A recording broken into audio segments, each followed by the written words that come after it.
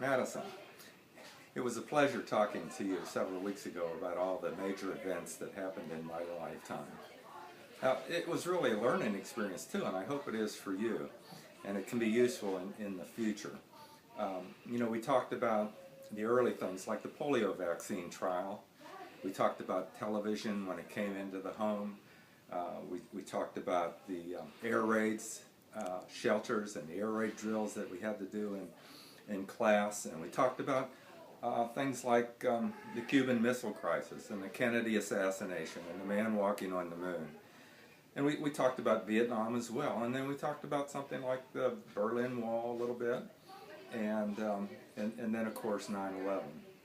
And these all had a very important effect on my life, and it formed some of the thinking that I have in my later years. When all of those events have some sort of an emotional and lasting impression on you, and over the years those impressions get condensed into a formula that you use to live your everyday life and make decisions by. It's sort of, it gels at the end of the day. And so, I think all of that leads to this term we call wisdom. And this is something that people need to pay attention to. What have these people learned during their life? And it's all of the excitement and rhetoric and all the things that come along with events, good and bad. That sort of fades into the woodwork, and just the pure substance of the effect of these events are lasting for you. I think I'd like to spend a couple of minutes on Vietnam, because that was the biggest event in my life. I was trained in the military in 1963 to be a medic, and I was assigned to a medical ambulance group and was sent to Vietnam ultimately. It was actually a good experience for me. I was very young. I was a teenager. I was 19 years old, and I was trained well and did what I was good at what I had to do, and I was saving lives rather than taking lives, and that was a good thing. Vietnam in itself was a disaster, and I think the reason it was a disaster and the reason we ultimately lost the war and had to leave was because we didn't pay attention to history. Douglas MacArthur, back after the First World War, said, "Do not engage in a land war in Asia."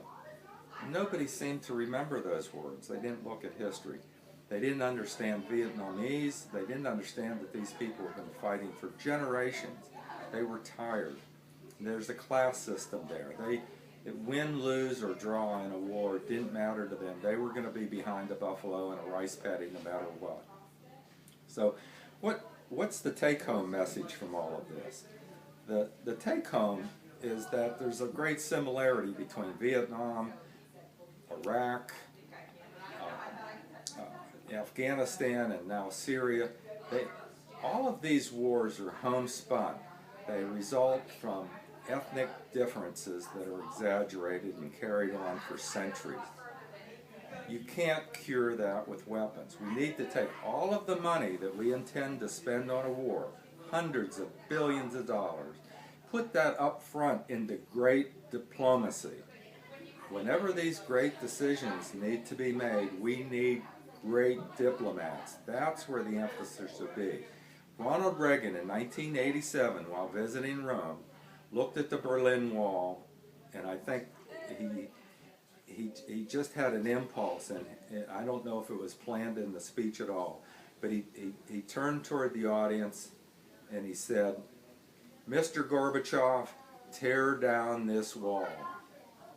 And it was that easy. No wars, no anything. Mr. Gorbachev, Russians tore down the wall. How about that for ending a big problem in Berlin that was going to perhaps fester into another world war?